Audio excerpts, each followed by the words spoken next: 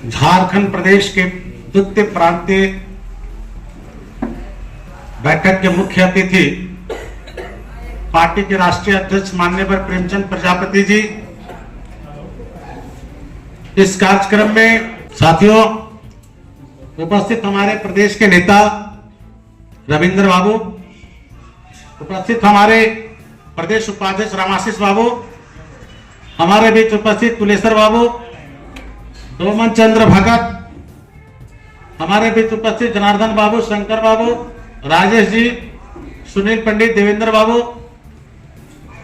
मुकेश कुमार, हमारे क्रांतिकारी साथी श्याम सुंदर बड़ाइक जी, जो बड़ाइक समाज के प्रदेश के नेता हैं, बड़े नेता है आदिवासी समाज के। एक बार खड़ा हो जाइए जोरदार से। निकालते हैं 10-10 हजार आदमी गुमला में इनके साथ चलता है। आप श्याम सुंदर बड़ाइक, उपस्थित हमारे संजय बाबू महामंत्री, इस मंच में उपस्थित हमारे बीच मनी मुंडा जी जो प्रदेश के उपाध्यक्ष भी हैं, इस कार्यक्रम में उपस्थित दौलत जी जो लातेहार जिला के अध्यक्ष हैं, हमारे कमलेश पंडित जी, बीरबल जी, ललन करमाली जी, सलील मुंडा जी, हमारे बीच उपस्थित में भागीदारी पार्टी का प्रथम प्रादेशिक बैठक हुआ था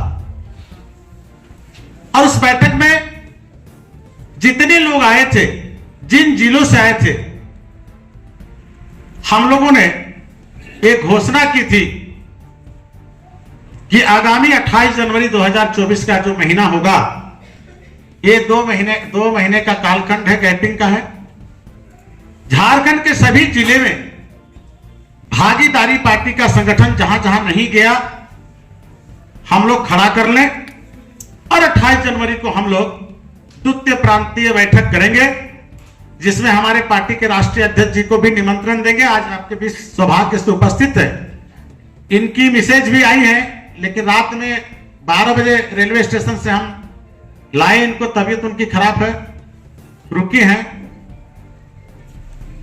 हम लोग ये तय किए थे कि 28 जनवरी की बैठक होगी और बढ़िया बैठक होगी और महिला पुरुष जो क्रांतिकारी साथी इस प्रदेश में जो समाज को, राजनीति को दिशा देने का ताकत रखते हैं, ऐसे लोगों का जुटान होगा और हम लोग सब जुटे हैं। इसलिए जुटे कि हम लोग आपस में बैठ के कुछ विचार विमर्श करें और ये विचार विमर्श इस राज्य के अंदर इसलिए जरूरी हो गया है क्योंकि 24 साल झारखंड का बने हुआ, लेकिन इस 24 साल के अंदर इस प्रदेश में जो सरकार बनी, 10-11 सरकारें बनी, पूरे भारत के इतिहास में गवाह है कि इतना कम समय में 10, 11, 12 मुख्यमंत्री किसी प्रदेश में नहीं हुआ। इस बात का संकेत है कि झारखंड में राजनीति का स्त्रीकरण नहीं हुआ। झारखंडी जनमानस ने जो सपना देखा था कि बिहार से जब झारखंड का गठन हो जाएगा तो झारखंडी आम आवाम का सर्वांगीण विकास होगा, लेकिन इस 24 साल के कालखंड में जो सपना झारखंडी जनता का था, वो सपना में पानी फिर गया। सरकारें बनी, लेकिन सरकार में बैठे नेता और मंत्री सिर्फ इस प्रदेश को लूटने में लगे रहे। झारखंड के अंदर जो ब्यूरोक्रेसी के लोग हैं, जो सत्ता शासन के नियंत्रण में IAS, IPS और एग्जीक्यूटिव वर्ग के लोग आज विभिन्न मुख्यालय में, चाहे प्रखंड मुख्यालय, जिला मुख्यालय, चाहे राज्य सचिवालय में बैठे हैं, ऐसे तमाम लोग इस राज्य के जनता को लूटने में, भ्रष्टाचार फैलाने में और यहां के लोगों का शोषण और दोहन करने में लगे हैं। ऐसी परिस्थिति में झारखंड के अंदर जो असंतोष पैदा होता चला जा रहा है, इस राज्य के राजनीतिक दल और सत्ता के खिलाफ एक बड़ा क्रांति का रूप पैदा होने का संकेत है। झारखंड के आम आवाम को, एक अच्छे को हाथों में रोजगार के साथ साथ राजनीतिक और मान सम्मान गारंटी किया जा सके, तलाश है।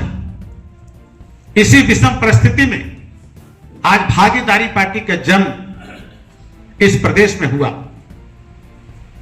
1 साल पहले इसी हॉल में मात्र 25 लोगों को लेकर मैंने भागीदारी पार्टी का गठन किया था।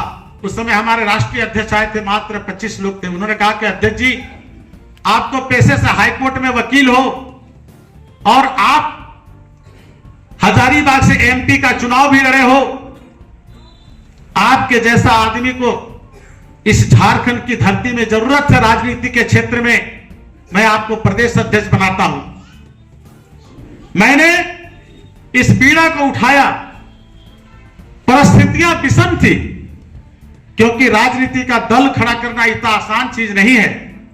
जहां आज धन बल की राजनीति है, जहां दारू मुर्गा की राजनीति है, जहां आज गुंडागर्दी की राजनीति है, ऐसी स्थिति में इस प्रदेश में निहत्थे और गरीब गुरबा लोगों के लिए राजनीतिक दल पैदा करना बड़ा विषम परिस्थिति है।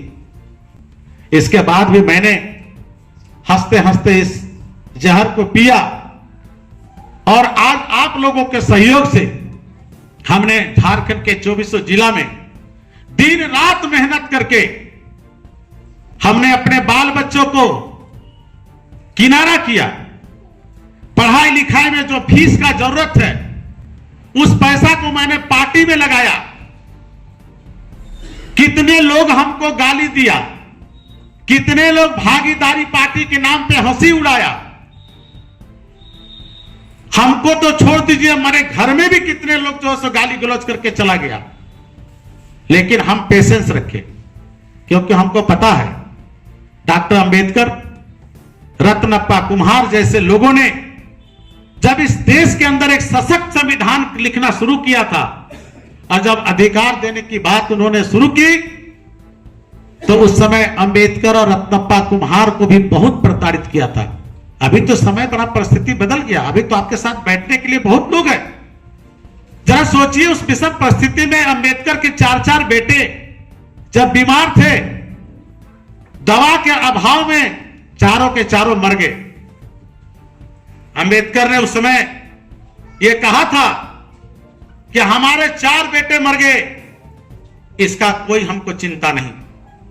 लेकिन इस देश के हजारों बेटों के लिए, जिसको वोट देने का अधिकार से वंचित किया जा रहा है, जिसको राजनीति से अलग रखने का जो नीति तैयार की जा रही है, इसका मैं विरोध करूंगा और इस देश के अंदर एक सशक्त संविधान दूंगा। और डॉक्टर अंबेडकर ने इस देश के तमाम वर्गों के लिए, चाहे दलित का बेटा, पिछड़ा का बेटा, चाहे हरिजन का बेटा, चाहे आदिवासी का, चाहे किसी स्वर्ण वर्ग का बेटा, सबके लिए एक वोट की राजनीति का जो है सो गारंटी किया। लेकिन यहां कुछ परिस्थितियां रही जो आज आप लोगों को विचार करने का जरूरत है। अगर आप लोग आज हमारी बातों से सहमत होके, अगर आज आप हमारे राष्ट्रीय अध्यक्ष के बातों से सहमत होकर घर जाएंगे, तो मुझे आशा ही नहीं, पूरा विश्वास है कि झारखंड के धरती में जिस चीज का तलाश जनता को है, उसकी गारंटी 2 साल के अंदर अंदर होगी। दुनिया का कोई ताकत नहीं रोक सकता है, मुझे विश्वास है। लेकिन देनी होगी। वो क्या देनी होगी? थोड़ा कुर्बानी। कैसा कुर्बानी?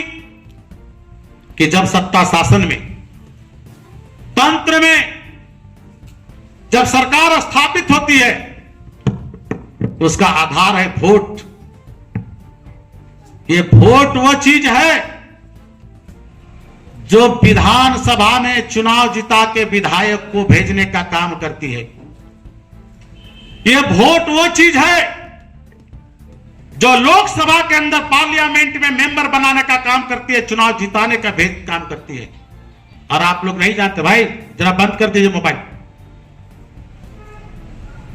विधानसभा और लोकसभा वो कानून बनाने का मंदिर है, जिस कानून से देश चलता है।